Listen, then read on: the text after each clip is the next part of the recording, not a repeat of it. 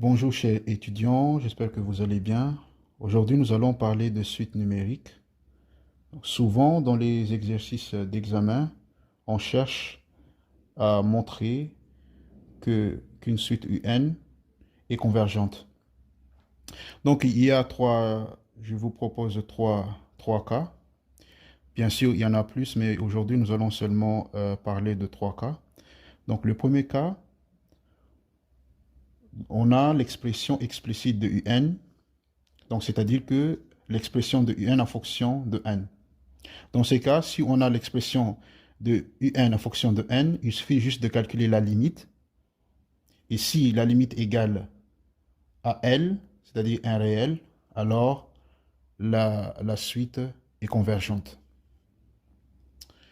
Donc, un deuxième cas.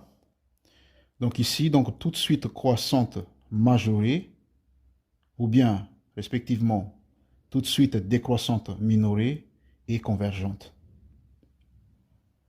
Donc je répète. Donc si on a donc tout de suite, donc si la suite est croissante monotone, majorée, ou bien décroissante monotone minorée, alors elle est convergente. Donc je vais vous rappeler rapidement ce qu'on attend par une suite majorée.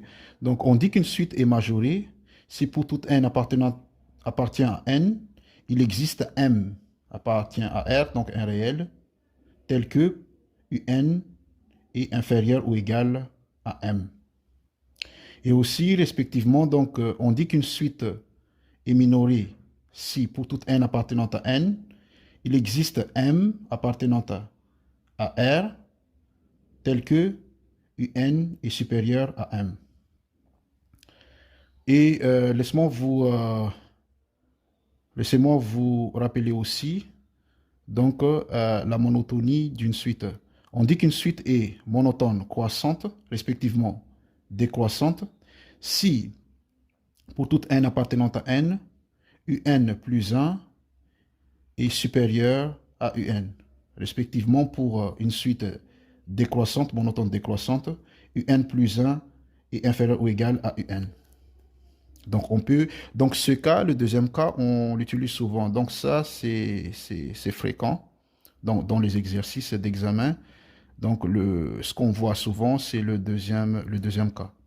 Donc sinon, on a aussi un troisième cas où on dit que toute suite de Cauchy est convergente.